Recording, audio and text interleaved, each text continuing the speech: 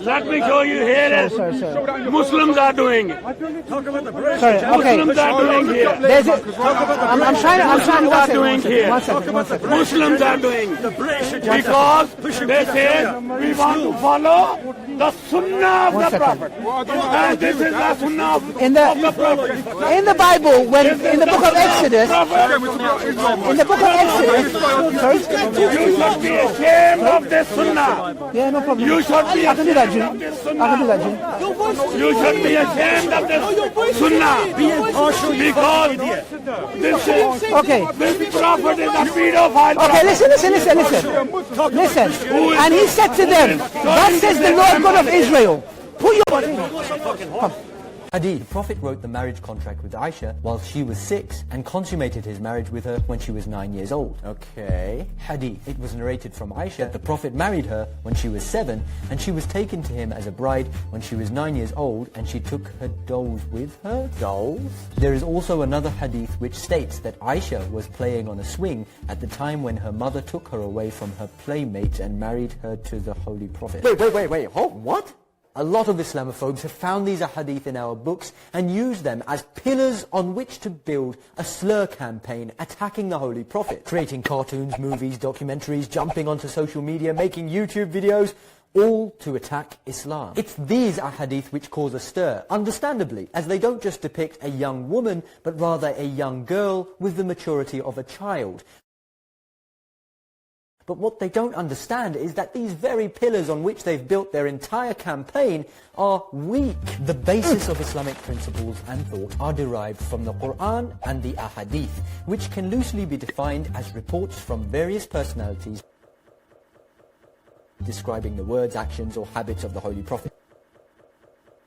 But while the Quran is the perfect, flawless, unaltered word of God, no other book is. For a lot of people, when they stumble across such ahadith, it shocks them. But for one who actually studies the ahadith books, it's not a shock. There's a lot of weird things in these books, just like any religious text which has been molded and altered throughout time. You see, after the Holy Prophet passed away, people started to take advantage of the turbulent political climate, creating a hadith out of thin air. There were hypocrites, liars, and enemies of Islam who wanted to distort the message of the Holy Prophet in order to benefit themselves. And there were others who were genuine in their intentions, but they made mistakes or suffered from weak memories. In any case, you'd get people coming out and saying all sorts of weird and wonderful things about the Holy Prophet. If an onion seller wanted to increase his sales in the market, he'd declare, "I heard the Holy Prophet say that eating onions is the path to paradise." If a tyrannical ruler wanted to justify his rule, he'd declare, "I've heard the Holy Prophet say that I'm a pious man." If somebody wanted to slur the personality of the Holy Prophet,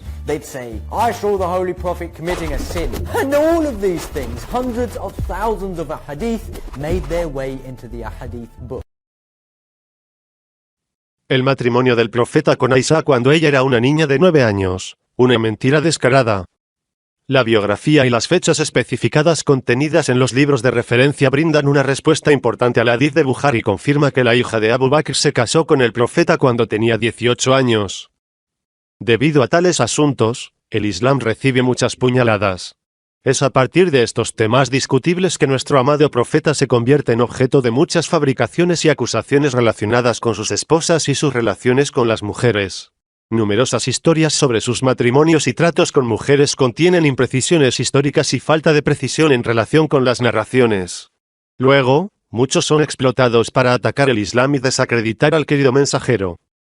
Sin embargo, las voces de nuestros eruditos permanecen en silencio a pesar de su adquisición de respuestas fácticas y restringen sus esfuerzos para menospreciar a los críticos y arrojar dudas sobre sus verdaderas intenciones. Luego, cuando las voces sensatas intentan defender al profeta, la paz sea con él, mostrando las imprecisiones en muchas narraciones que son el núcleo del ataque contra el Islam, como la historia del matrimonio del profeta Abu con Aisha cuando tenía 9 años.